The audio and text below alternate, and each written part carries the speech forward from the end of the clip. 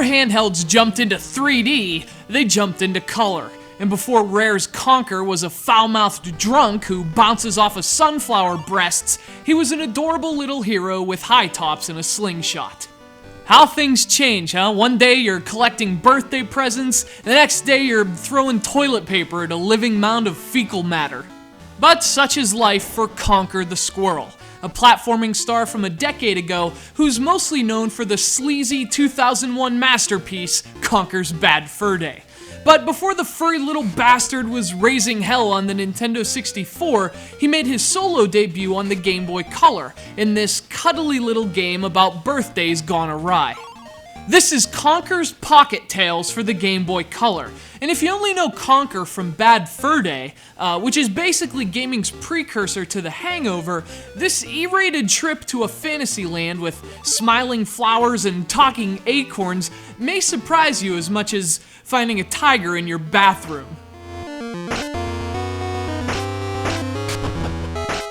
Conker's Pocket Tales hit the Game Boy Color in 1999.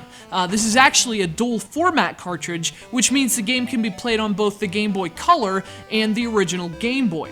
We're playing it on the GameCube with the Game Boy Player, so you're obviously seeing the colorful, non-puke green version.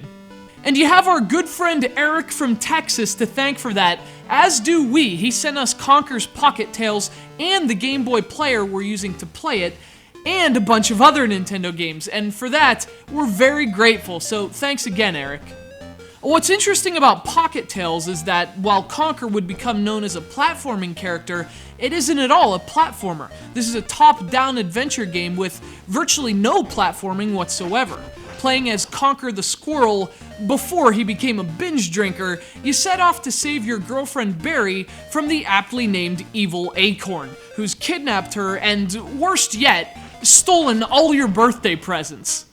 I mean, no wonder Conker started drinking. What a terrible turn of events.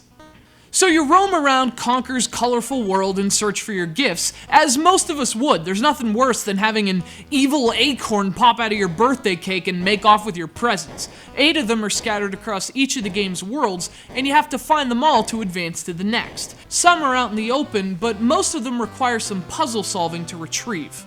Conker encounters lots of enemies along the way, as you might expect, and he can dispose of them with his slingshot. Now you have to collect actual CONKER'S, as in the dark brown nuts, not extra lives, to use as ammunition, so you do have to conserve ammo. Unless you have to fight, it's usually best to just run away and continue your hunt for your presents.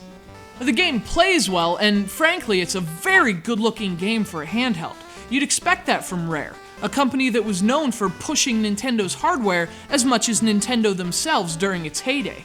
But the problem is that Rare was also known for basically making glorified collection quests. Now, on the Nintendo 64, that was less of a problem because Rare could create huge worlds with lots of gameplay variety, and that effectively hid the fact that all you were really doing was collecting stuff.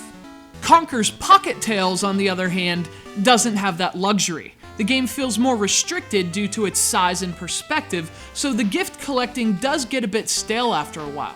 And ultimately, that's what keeps Pocket Tales at decent and not great. But to be fair to Conker, his games prior to Bad Fur Day were basically used as interactive promotions. His first appearance in Diddy Kong Racing, this solo debut, in a sense, they were simply meant to create awareness for the character. And although Conker's Pocket Tales isn't great, well, to Rare's credit, it is more fun than a commercial.